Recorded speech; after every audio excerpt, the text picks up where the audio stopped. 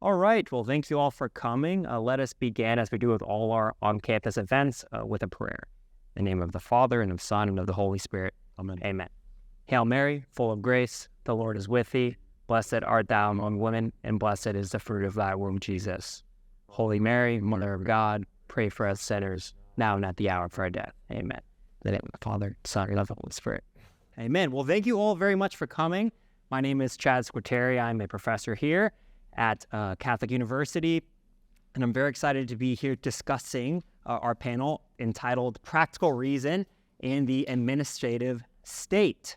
So we're delighted to be joined by two of our distinguished speakers, so let me begin by introducing them.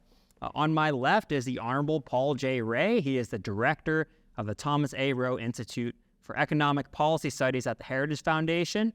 Previously, he was the administrator for the Office of Information and Regulatory Affairs, or OIRA, and prior to that, he served as counselor to the U.S. Secretary of Labor. He clerked for Judge Deborah Ann Livingston of the United States Court of Appeals for the Second Circuit and Justice Samuel A. Alito of the United States Supreme Court. He earned his law degree from Harvard Law School, where he served on the Harvard Law Review, and his bachelor's degree from Hillsdale College. And perhaps most importantly, he is in the midst of authoring a new book, which is the topic of our discussion here today. So looking forward to that. To my right is Professor Daniel Burns. He is an associate professor at the University of Dallas, where he teaches a variety of political science courses, including some courses that might be of particular value to our discussion today, such as Principles of American Politics and courses on Aristotle, Augustine, and Aquinas. He also has, of course, published widely in those areas and related areas. Professor Burns previously served as Deputy Director of the Joint Economic Committee of the United States Congress, and also as a Senior Policy Advisor in the Office for Civil Rights at the U.S. Department of Health and Human Services. He earned his PhD from Boston College and his bachelor's degree from Williams College, and perhaps most importantly, he was previously a research associate here at CUA, so we wish him a warm welcome back. So the schedule of today's events will be as follows. As soon as I'm done talking, I'll turn it over to Paul, who will kick us off with some opening remarks. Then Dan will offer a response. Then we'll allow Paul to have a short reply, about 5 minutes or so. Then I will ask our panelists some questions, and then perhaps most excitingly, I will turn it over to our audience to ask questions. So please start thinking about what questions you might want to ask our panelists. So without any further ado, I'll turn it over to you, Paul. All right. Well, thanks, Chad, for the kind introduction, and thank you to CUA, Joel, and the rest of the program for the invitation to come here. I'm very excited to be here with you. I'd like to open with three quotations and some commentary. Can you guys hear me okay? Might pick it up. Okay, good. Oh, really? Amplifying it's for the Oh, okay. yeah, Okay. folks around the world That's good to know. That's good to know. The millions of people in all time zones. So I want to know about natural law, as they ought. All right. So like I said, I want to open with three quotations and some commentary on those quotations. The first is from St. Thomas Aquinas, from the Summa. There, Thomas takes up the question of God's providence. He observes that God acts through agents. For instance, he doesn't just bring forth food sufficient for all people, but entrusts the task to farmers, cooks, bakers, etc. The food you're eating right now, God did not just create ex nihilo, right? Although he could have. Now, a human leader often governs through agents because he has to. He can't be everywhere at once. He can't think of everything at once, but God can, and is, and does. Yet he, too, governs through agents. And so we might ask, why is that? Thomas says it is, quote, not on account of any defect in God's power, but by reason of the abundance of his goodness, so that the dignity of causation is imparted even to creatures. End quote. There is a kind of dignity, Thomas says, to causing good things, and God wants to give that dignity to his creatures. We are better off bringing about good than always only receiving it. We're better off as moral agents whose actions bear fruit in our own lives and the lives of those around us than as futile putty in the hands of circumstances and other people. Indeed, we are so much better off as moral agents that God designed the world the way he did to give us chances to cause the good. Now let's be clear. Thomas's point is not that it's good to bring about just anything. In fact, following St. Augustine, he would say that someone who brings about vice or harm has made only a privation, and so isn't a cause, properly speaking, at all. The point is that it's good to bring about things that are themselves good. Now, Thomas's argument is eminently consistent with human experience. We start our own businesses, design our own homes, tend our own gardens, write our own poems and love letters. We raise our own children. Each of these things could be left partly or wholly to others, outsourced, if you will, and doing them ourselves often involves much effort or risk. Yet we do them, and other things like them, believing we would otherwise miss out on much of life's meaning. We do these things because we sense it is good to do them, rather than just having them done for us. So whenever there's a need for some good thing, say food to be grown or a house to be built, there are not one, but two goods in play: the good of the food or house and the good of providing it. And a reasonable person, that is someone with eyes open to the truth of things, cares about both kinds of goods. Consider a father whose teenager asks to help with family dinner. Let's suppose this father wants tasty food for his family, but he wants his child to be able to make a gift of her service to the family too. And these goods may well be in tension. Letting his daughter help with dinner may well mean burnt hot dogs rather than gourmet fare. But which good he should choose, while it depends on his family's circumstances, raises a real question for him. My point is that he cares about both goods. He may well trade off the good of a tasty and nutritious dinner for the sake of giving his daughter the opportunity to give a gift of service to her family. So this truth has important lessons for all domains of human life, including politics. The goal of politics is human thriving, and part of what it means for a human being to thrive is to be a cause of goodness in his own life and the lives of others. So any sound politics must aim at opportunities for each and every member of the community to bring about the good. Of course, that is not all that politics aims at, but a politics that disregards the need for its citizens to thrive by exercising moral agency is a politics unworthy of man. One domain in which a sound politics seeks chances for moral agency is in politics itself. For politics is, of course, a sphere in which it's possible to do good for ourselves and others. So rulers and citizens, who are attuned to the demands of human nature, seek out political structures that give widespread opportunities for citizens to bring about the good. The goal of my book, which I just mentioned, is to form some ideas of political structures that offer such widespread opportunities, and then see how the American administrative state measures up against them. To identify structures that give pride of place to moral agency, I turn to the American founding. To explain why I do that, I want to offer the second quotation, which is from James Madison. Madison writes, he wrote this for the end of his life, quote, "It is the misfortune, if not the reproach, of other nations, that their governments have not been freely and deliberately established by themselves, but it is the boast of ours that such has been its source." End quote. This sense, the sense evident in Madison's statement, was widely shared among the founding generation. Many of them believed that the American distinctive was that for the first time in history, a people freely deliberated about and chose a form of government for itself. You can read the first paragraph of Federalist 1. It evinces the same understanding. Madison's point, of course, is not that Americans were better off for the chance to shape their government in just any old way. Few, if any, of the founders would have had time for that kind of nonsense. Rather, he thought it a fine and noble thing that the common people, for the first time, had a chance to be causes in the most thoroughgoing way of their own good governance, of their own wise political order and just laws. It seems to me that Madison had a lively sense of the dignity of human causation, just as Aquinas did, and was glad that in America the common people were able to enjoy that dignity in a new and excellent way. Unsurprisingly, the American founders valued opportunities for moral causation not just in creating the Constitution, but in the political structures which that Constitution provides. There are three main ways in which the Constitution offers chances for ordinary people to cause good things for themselves and others. First, the Constitution creates a regime of limited government.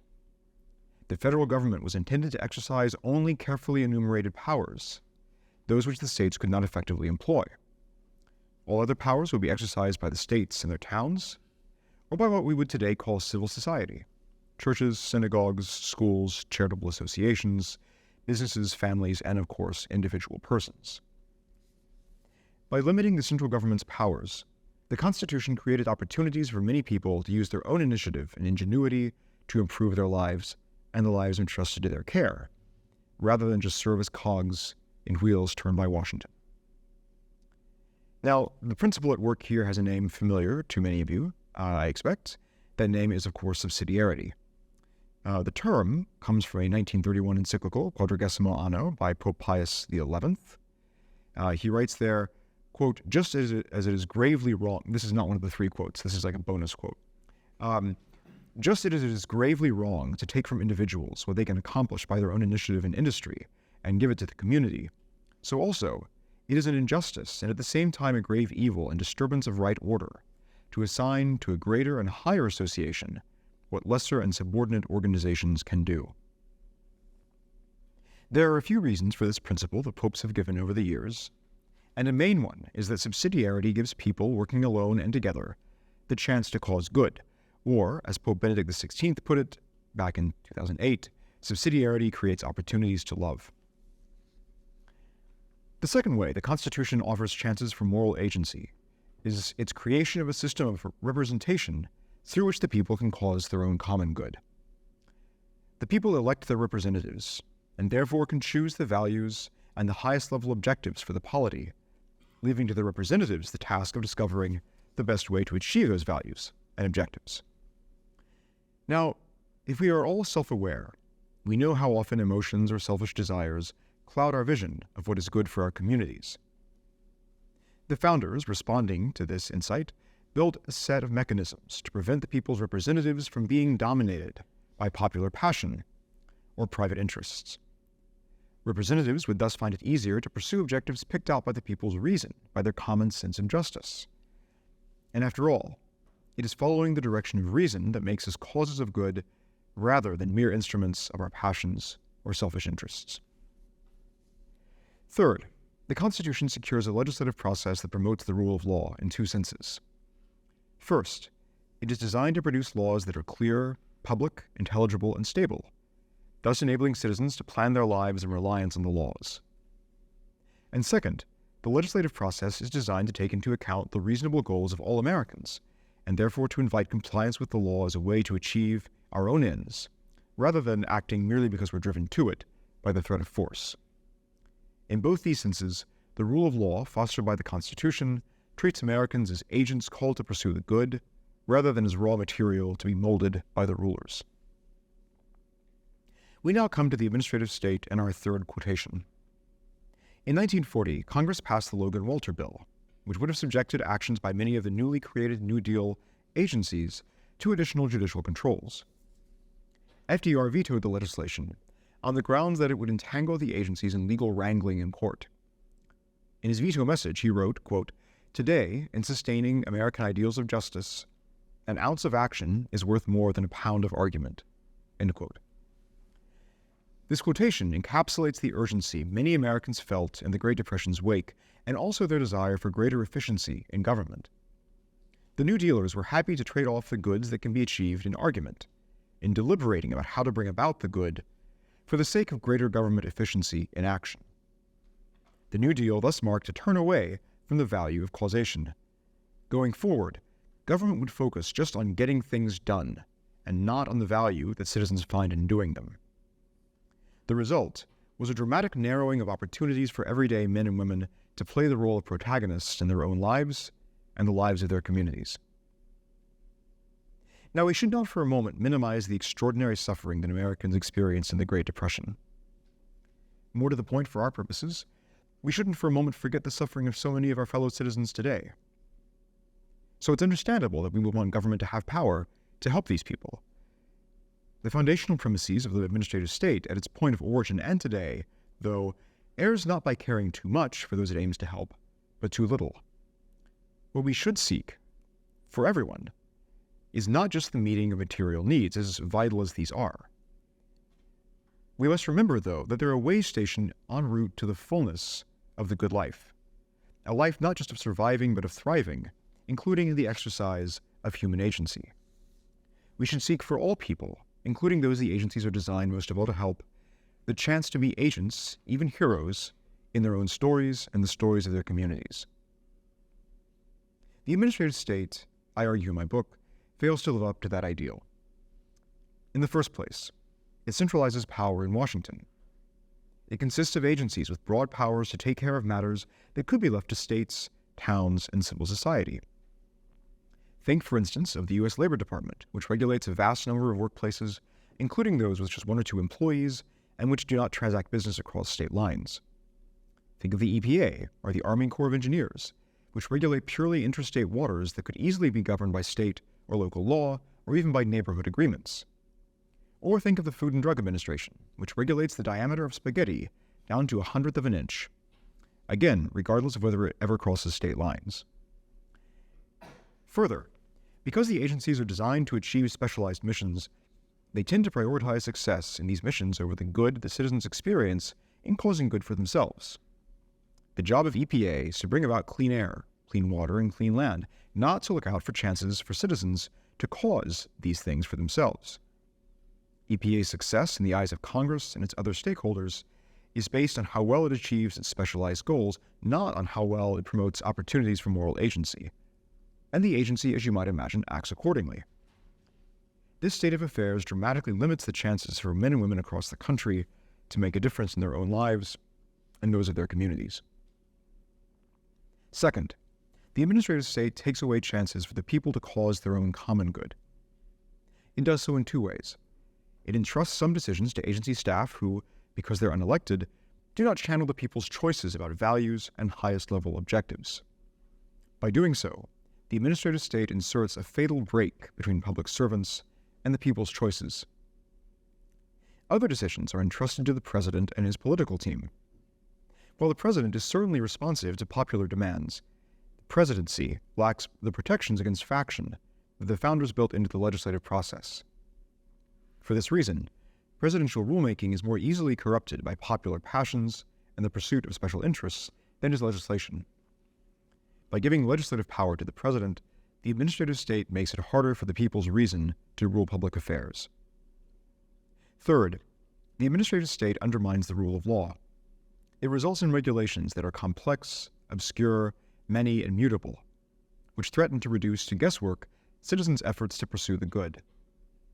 And because these regulations quite evidently vary with changes in White House control and stand on rationales that are unintelligible to the average person, citizens understandably have a hard time believing that compliance is reasonable pursuit of their own ends rather than obeisance to force and guile. I think this state of affairs contributes to our increasingly frayed relationships with citizens who disagree with us politically. We feel we're in a kind of tussle with them for the controls of the regulatory Death Star. So what's to be done? Well, that is the obvious question, which is why I asked it. But my book's point isn't to answer it. It's a diagnosis rather than a treatment plan. So I'll just say here that it's vital not to let the perfect be the enemy of the good. The administrative structures I've described aren't going anywhere anytime soon, but we can make them better.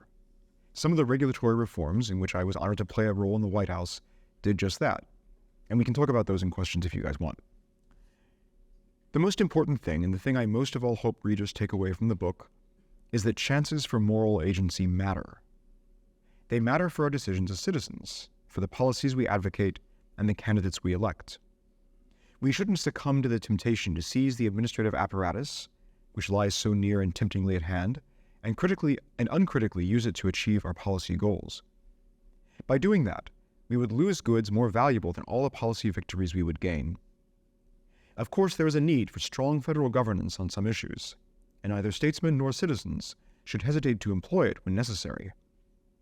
But we should do so always with an eye to the goods that we and our fellow citizens can achieve in a system of government that creates widespread opportunities to contribute the best we have of wisdom and hard work to the success of our own lives, of those we love, and of our communities.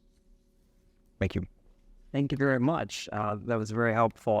For the administrative law students in the room, The obvious question that you asked, I think, that would be the type of obvious question that if an agency did not ask it, they might run afoul of the 762A standard. So I'll turn it over to Professor Burns for his response. Thank you very much, Chad. Thank you, Joel and Kevin. Just had to leave, but I'm really grateful and honored by the invitation to speak here. I'm especially pleased to be talking about such an outstanding book manuscript. I say this as somebody who doesn't like most books, particularly most recent books. I loved Paul's book. Between the philosophical side of the book and the policy side of the book, I think he's probably better qualified to write it than maybe anybody in the country right now. The philosophical arguments are beautiful, lucidly argued, almost encyclopedic footnotes. Aristotle, John Finnis, and everybody in between.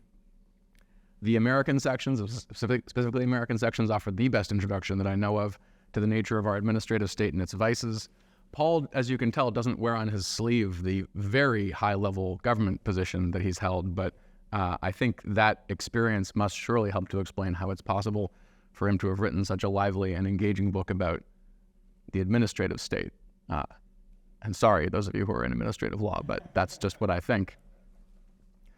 I could go on like this. I end up agreeing with about 98% of his diagnosis, and I think 95% of his theoretical foundations. Agreement is boring. I don't want to be boring. Let me drill down on those few remaining percentage points. I see three gaps in the argument of Paul's book.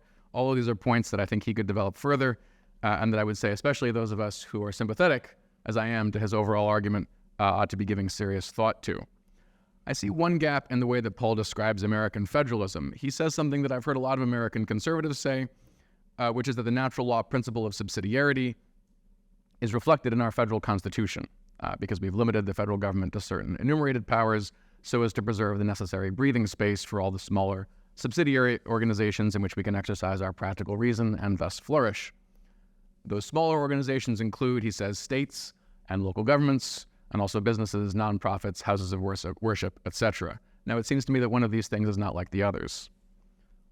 Only one of those things, state governments, only one item in that list was explicitly protected from the federal government in the original Constitution.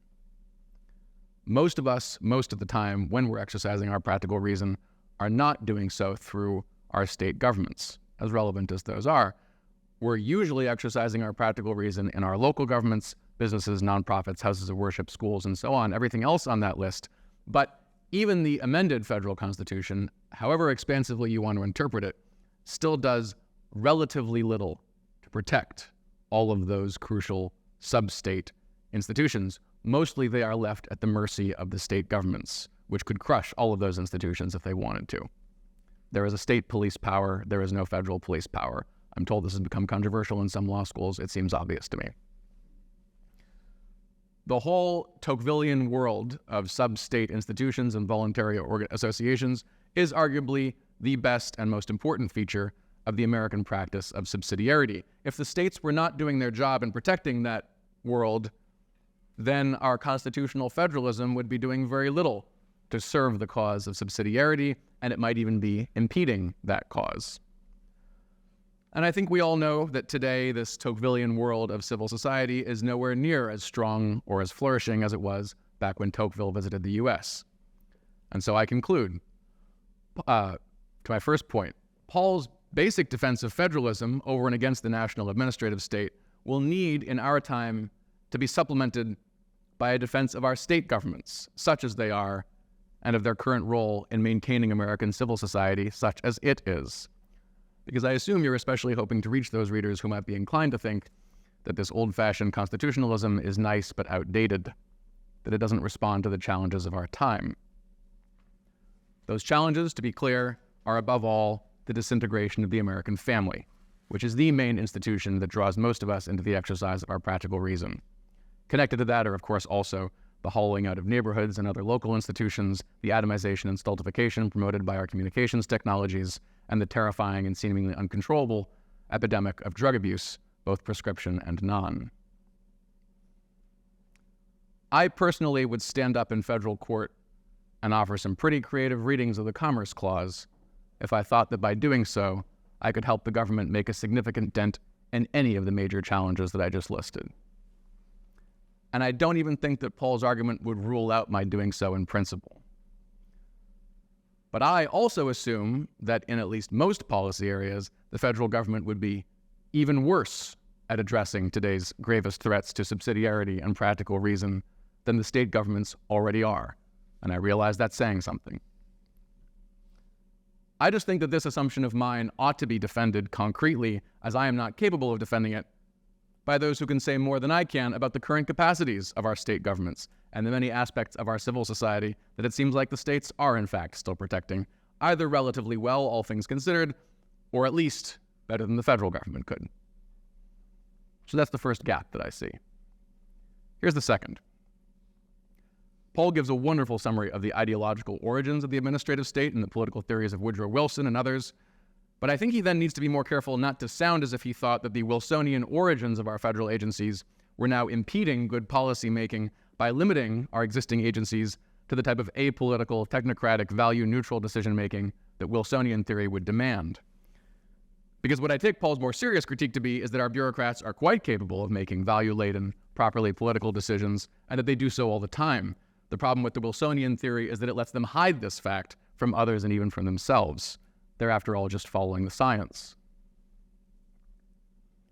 Behind the Wilsonian technocratic rhetoric is, of course, as COVID reminded us if we didn't already know, a very specific set of cultural and class-based moral opinions inculcated by the cultural and educational institutions that have been forming the souls of our decision-makers since long before they got hired as federal bureaucrats. When these folks say rational and objective, they mean obvious. When they say obvious, they mean obvious to any right-thinking person. When they say right-thinking person, they mean their friends, none of whom voted for Trump.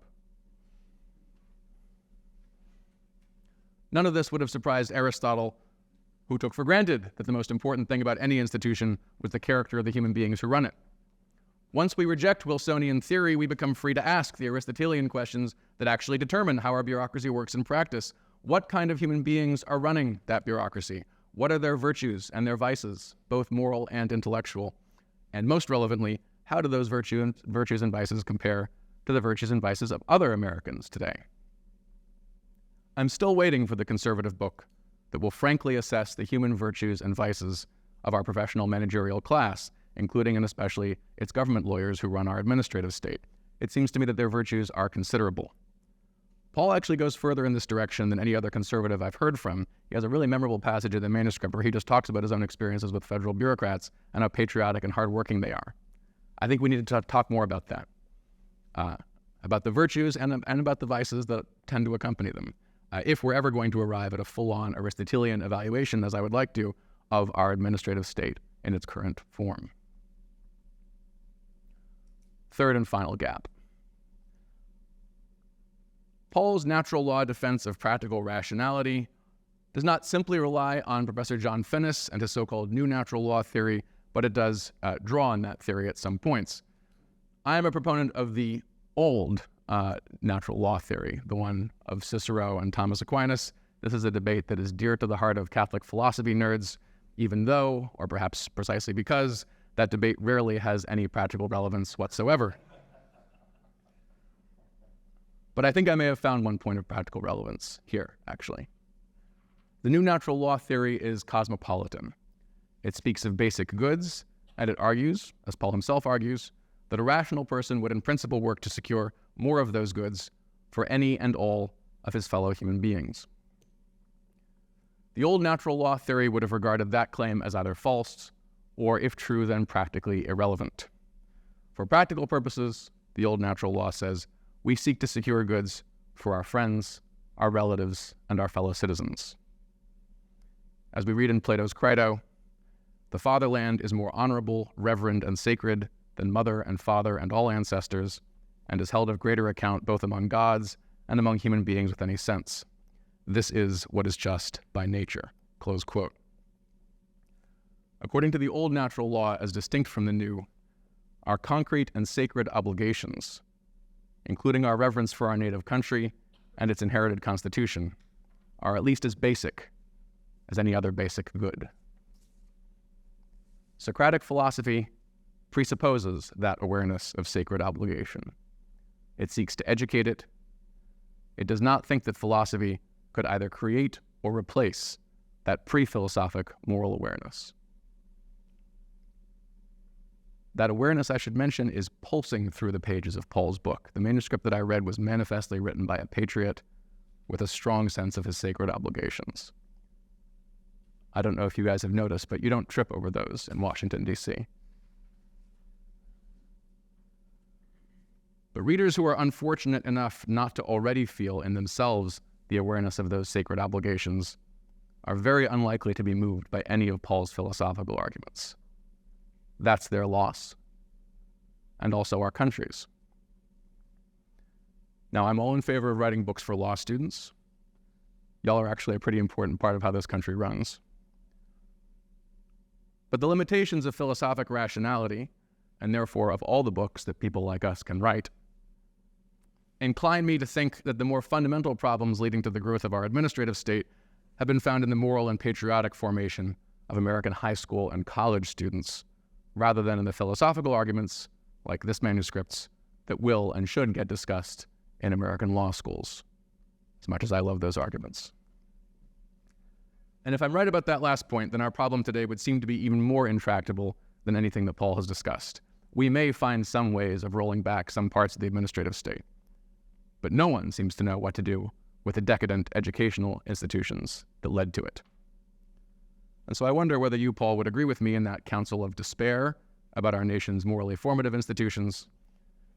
And to the extent that you do, if you do at all, I would wonder how this reasoned despair might affect your practical determinations about what to do now with the administrative state we have. Thank you.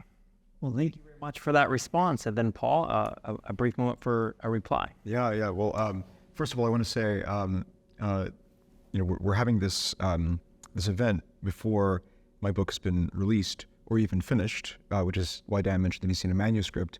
That is basically just a ploy, a selfish ploy on my part, so I can get the benefits of Dan's thoughts before the book's finalized, so I can work them in. So, Dan, I want to thank you for that. Success.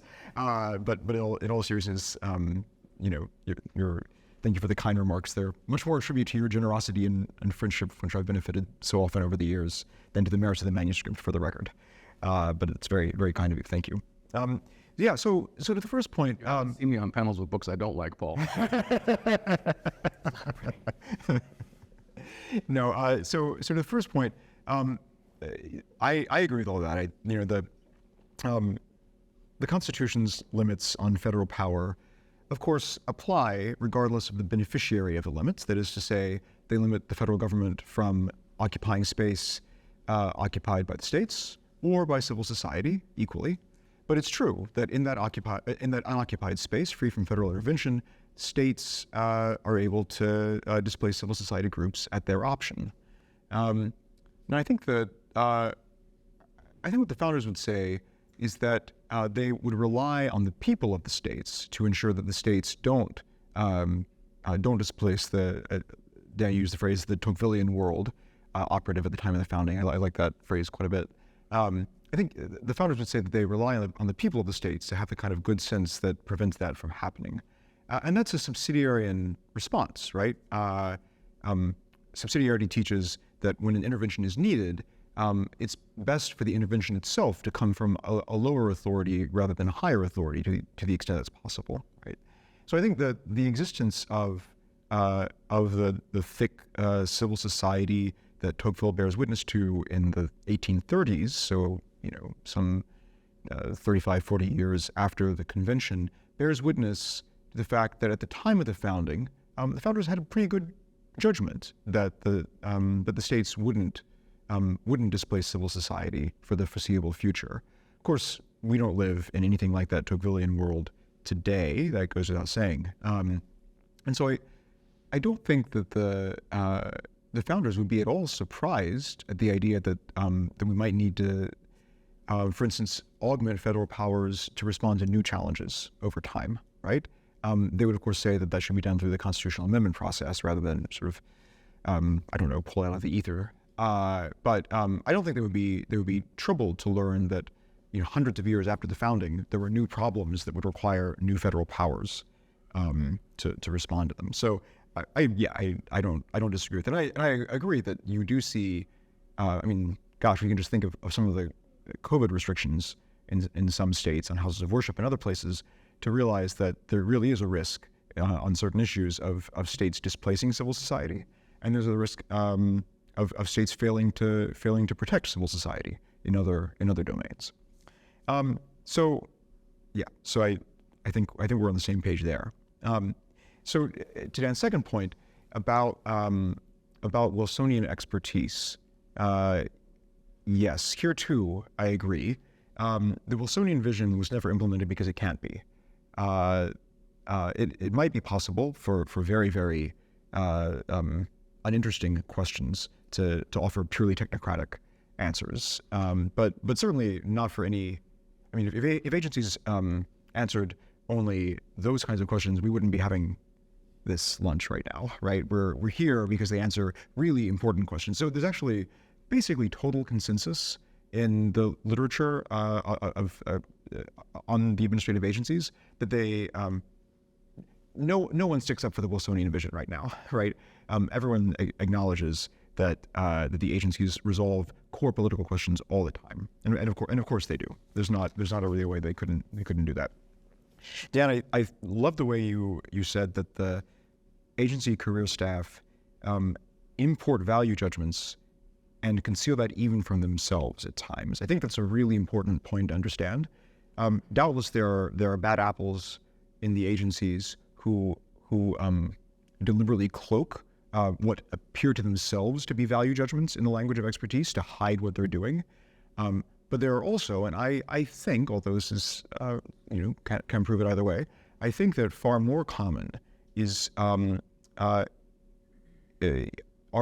political decisions that the agency staff don't realize are political. And we can talk about, if you guys want to later during questions about how they could fail to realize it. But for now, I'll just say that typically decisions about human values don't improve through lack of awareness that you're making them. So that's worth noting. And I do certainly agree that we could very much profit by a serious study of the character of agency staff. Most people pay no attention to that, and the few people who do pay attention to it kind of often caricature the characters of the staff, which I think is not helpful. Chad, I know you're doing work in this space. I don't want to steal your thunder or give a sneak preview if it's not. Yeah, I appreciated your not ready for it, but your comments on that. Yeah. So okay. So it's the third, to Dan's third point. Yes, I'd say even from within the new natural law tradition, we can affirm that our efforts on behalf of of ourselves and others to achieve human thriving take place within the context of the various groups of which we're members, including quite preeminently our families and our country, right? So to put a none too fine a point on it, I believe that natural law counsels me to work for the good of America, because I'm an American who lives in America. So I think also, by the way, that by doing so, I'm doing the best thing I can do for those who live in other countries, broadly speaking. We're all better off when the citizens of each country work for the good of their country. This is a point you can find in Naircel's politics. So I agree with that. That brings me to the point about moral formation. And so I'll just note that concerns about moral formation really are the driving concerns of this book. So one thing I noticed in my time in the White House is that politicos inside the Beltway always talked about regulatory issues in terms of efficiency. So president's speeches, White House talking points were always about the number of jobs that were created, GDP growth, et cetera, driven by regulatory reform. And those are relevant considerations, no doubt. But part of my job in the White House was to meet with everyday Americans who would come to Washington and talk about regulatory issues. And they most emphatically did not talk just about efficiency. They did talk about efficiency, right? That was relevant to them. But they also talked about, how it just seemed better for them to get to decide issues than for Washington to get to decide them. I think of some of you may be familiar with the Waters of the United States regulation. In the Trump administration, we changed an Obama regulation that expanded federal jurisdiction to cover many small waterways. There were some economic consequences, but it was not a regulation driven by desire to increase economic efficiency. People around the country felt very strongly about this issue, even though very few of them, maybe none of them, could trace significant economic benefits that they were deriving from the new regulation. But nevertheless, they thought it was really important somehow that they should get to decide how to use their water resources, efficiency aside. And what I found in these conversations with folks from around the country was that they had a sense that a full human life included the opportunity to make decisions like that, right? But they didn't really have a theoretical framework to talk about it. So one thing this book seeks to do is to provide a kind of theoretical framework for why, even putting efficiency aside, the opportunity to make decisions like that matter. Hopefully the theoretical framework can be of assistance to people who already have sound moral intuitions on this point and can educate some of us inside the Beltway who may lack them. I'm mindful that I've gone on beyond 5 minutes, so I'll stop there. No, great. Thank you both very much for your comments. So let me start with just a couple of questions, and then again, we'll turn it over to the audience. So please start thinking about what you might want to ask. So Paul, I'll start with you and kind of touching on that subsidiarity point again, but more so not necessarily the state and the localities or the religious institutions, but relationship between the federal government and the state. So your point about a limited federal government leaving room for this subsidiarity principle to apply, I agree with that. But of course, as you know, our constitutional system of federalism can be distinguished from subsidiarity in some important ways. And at least one way is that, at least under a modern understanding of federalism, if the federal government has a federal power to act, that's the end of the question. The federal government acts. Whereas the subsidiarity principle will require the federal government to pause and say, well, first, can the lower order handle this without me acting? So my question is there something in the federal lawmaking process, the Article 1, Section 7 lawmaking process, that narrows the gulf between that subsidiarity and federalism principle, and that's missing in the regulatory process?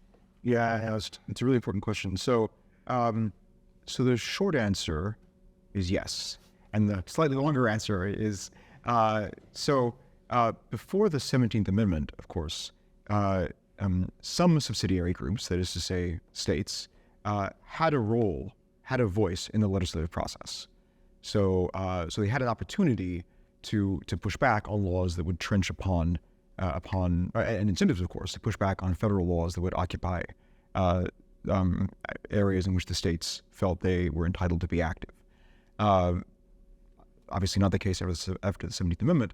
Even so, though, I think you'll find that the executive branch's proclivity or bias toward action, toward intervention, is just a lot higher, and was thought at the founding to be a lot higher than Congress's, right? Hamilton famously remarks that the president would be known for his energy in execution, right? And that's certainly the case in my experience. Presidents tend to want to act, right?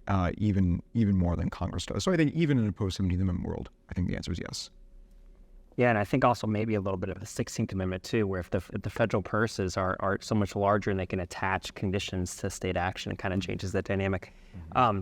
Dan, question for you. So towards the end of your remarks, you mentioned kind of the importance of looking at the virtue and vices of the individuals that do staff our administrative state. So are there particular virtues that our administrators might need? And if so, how can we instill those virtues in the administrators? Or is it just at the high schools and the local levels before that, or what can be done? I mean, the question of how to form human beings morally is obviously a very big one that I don't want to have to get too far into, although, I mean, I think those high schools and colleges that seem to be doing it at least better than average, which is a very low bar right now in this country, seem to say that seem to show that it has a lot to do with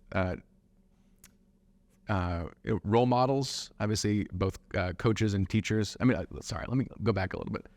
If you just trust the ancients on this, as I do, coaches are as important as teachers. Almost everyone who's done sports knows that. Plato knew it. Everybody forgot it, starting with Dewey. A physical education is as important as curricular education. Everyone who's been in a sports, for moral formation, everyone who's been in a sports team knows that. Everybody in this country forgot that, starting with Dewey. Musical and not only physical, but also musical education, and that basically concerts are as important as sports games, dances, and other social events at which parents are actually present. That is to say, people learning that having fun does not involve running away from your parents, but can involve being around them, and that they're actually can be fun too. Experiences like that, along with the history and literature curriculum, which have got to be the heart of, well, they form the heart. So they're the most important aspects of the curriculum, to the extent that what we now call content has a role to play, which it does. It just not as big a role as everyone assumes, but it's a significant one. And liturgy. I mean, if it's a school that doesn't regularly pray in some form or another, it's just much worse at forming people. And you know, Cicero thought that, and he was pretty skeptical about the gods they were praying to, but he still thought that if you didn't pray, it was a big problem for moral formation. So those sorts of things, and you know, we could get into lots of details about that. As far as what the virtues are, I mean, I think for any kind of holder of political office, the two most important ones are prudence and justice. Justice requires a lot of self-control. It requires not favoring your friends at the expense of your enemies. It requires weighing things impartially, not letting your biases get in the way. I think that the people who staff our bureaucracy are pretty good at that in a lot of ways. I think our federal judges are really, for the most part, remarkably good at it. I mean, the really controversial cases are like, who was it? Some prominent appeals court just gave a talk about this at Stanford. Now I'm forgetting the judge's name, but Duncan, that's right. Judge Duncan just talked about this. That I mean, the really controversial jurist here this year. Yeah. Say it again? He's a resident jurist here this year. Actually. Oh, what about? Sorry, I didn't look these things up better.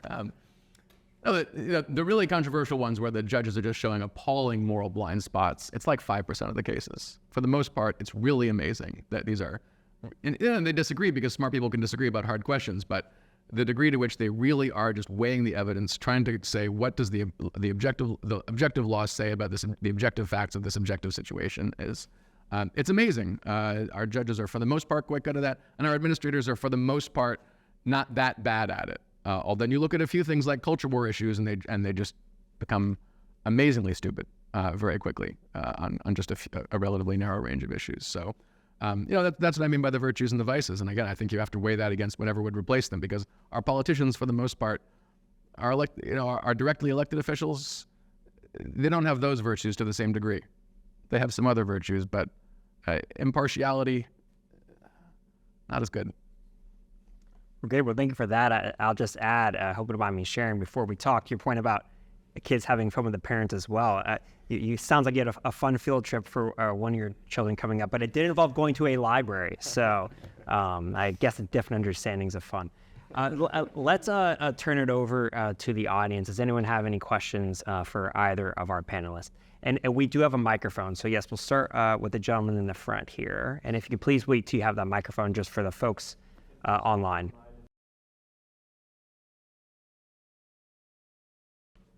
Regarding your discussion on the nuclear family, what do you think are the greatest threats to the nuclear family unit present today in today's era? I think the former White House staffer should answer that first.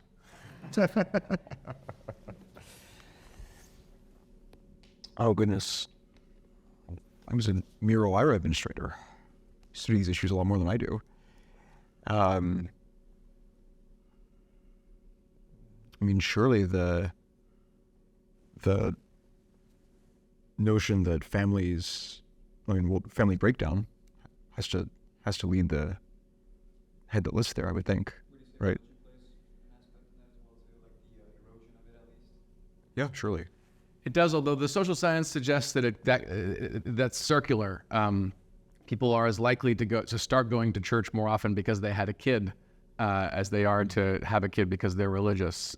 In fact, it seems like the lowering birth rate might be as much a cause of the decline in religiosity as it is an effect. It's obviously extremely hard to measure these things. It's one thing I learned being a fake social scientist for 6 months for the federal government is good social science is extremely difficult. And anyone who claims it's not is a charlatan. One thing that became clear also from those numbers is that right now, I mean, the divorce revolution happened, and the divorce rate has stabilized. In fact, I think it might even be declining because people aren't getting married in the first place. The major threat right now to families is that they're not forming in the first place, even more so than that they're breaking up. Now, obviously, part of why they're forming up, they're not forming is that people are afraid of divorcing. So, I mean, again, there's circularity here, but and the threat. I mean, how does a culture erode? A culture erodes in all sorts of ways, but once it's eroded, it's extremely difficult to put back together. It's the guy is lying in a ditch with a stiletto in his back. It doesn't mean that if you pull the stiletto back out, he stands up again. If we were to tighten up divorce laws, for example, right now, we would only discourage more people from getting married. And I think that the loosening divorce laws had a lot to do with the mess we're in now, but I don't see a way back out of that. Oh, much of one. I don't see why we couldn't have 3 sessions of mandatory counseling before a divorce. There's some really low level, there's a few things we can do to make it a little bit harder, just a little bit harder. But those are tweaks. And the fundamental problem, I don't know what we do about that. Great. Another question. I'll go to my fellow administrative law professor in the front here. Well, thank you. I haven't had the... It's not amplified, but it's just for the audience. I haven't had the pleasure of reading your whole manuscript, so forgive me. But first I have to thank you. I never thought that when I was working in the Reagan White House, I was engaged in divine agency. My children will be very impressed. And I have to say, I'm not, I'm philosophy is out of my pay grade, I suppose. I did major in it. But I'm going to just talk as an administrative lawyer. What do you want government to do to meet your requirements? You want subsidy. First of all, you say the Constitution is a divinely inspired document in some way. And one reason, I guess, is because you say the people, and it was written by the people. They wrote it. Well, of course, I don't want to dwell on this, but it was only written by white people, not by blacks, not by women.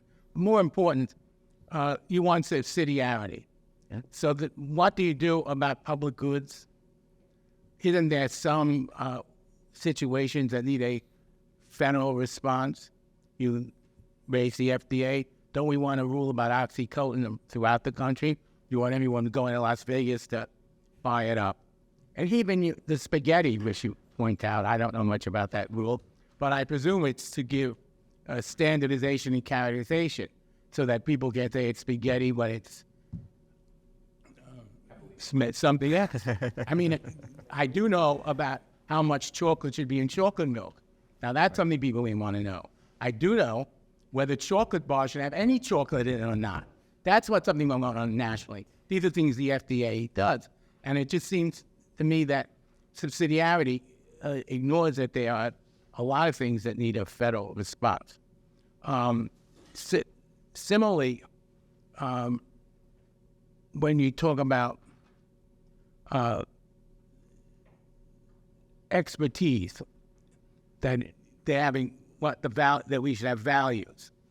Well, I would assume that even subsidiarity, I would hope that the civic associations and the businesses would want to have experts.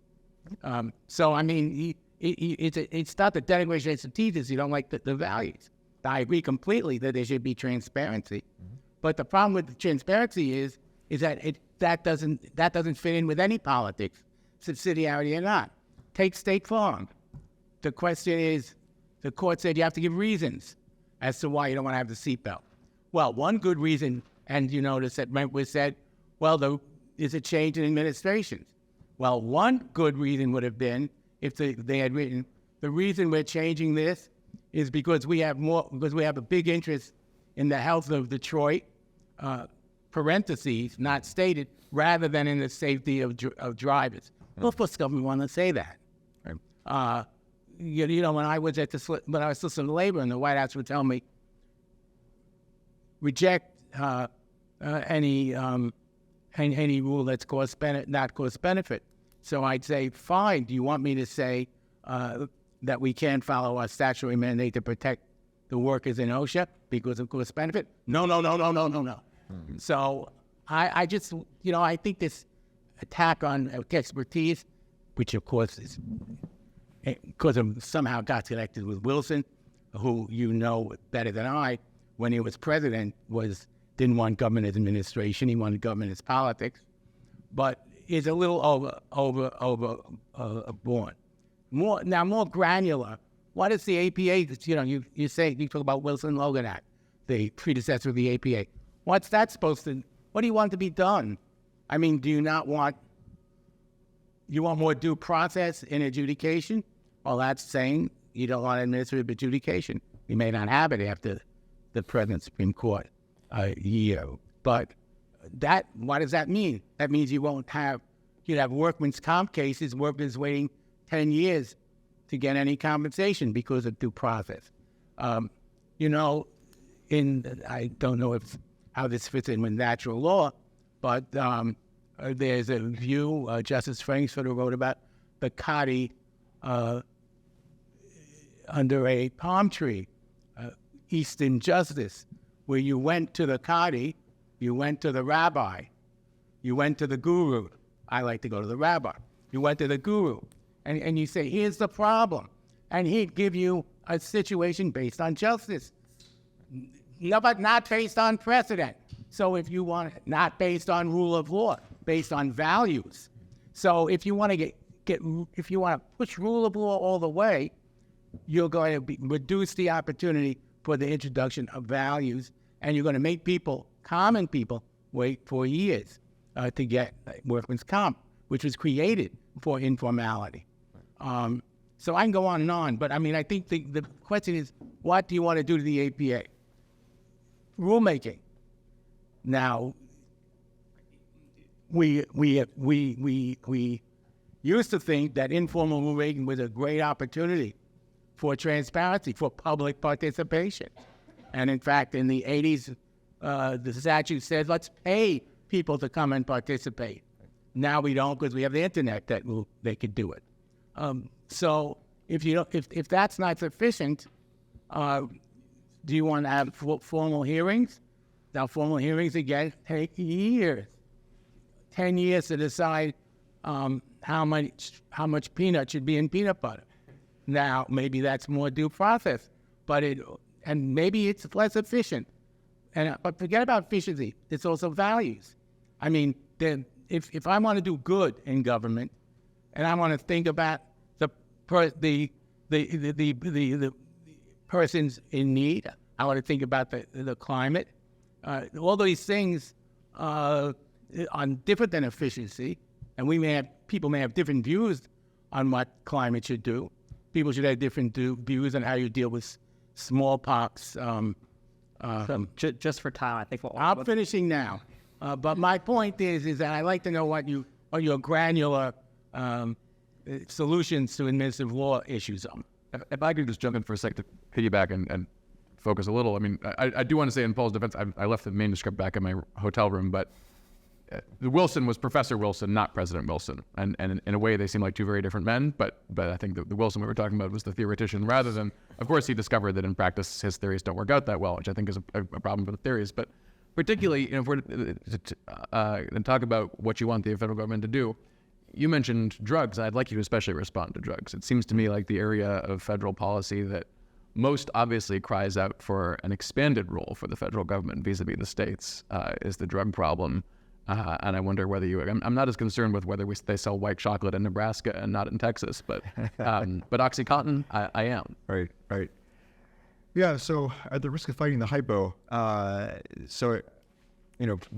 point of it really is the book is a book about political morality, right? It's about the values that we should care about more than about what are the measures that we should implement, right? So any law you can pass sits at the confluence of multiple values, right? The court's talked about this quite a bit, that no statute pursues one value kind of with single-minded zealotry. right? There are always trade-offs, and so you're trying to get more of X, but keeping the losses to Y at a minimum. And so the reason for the book is really that I thought the value of being a cause is overlooked often in our deliberations about the administrative state, and I think we should stop overlooking it.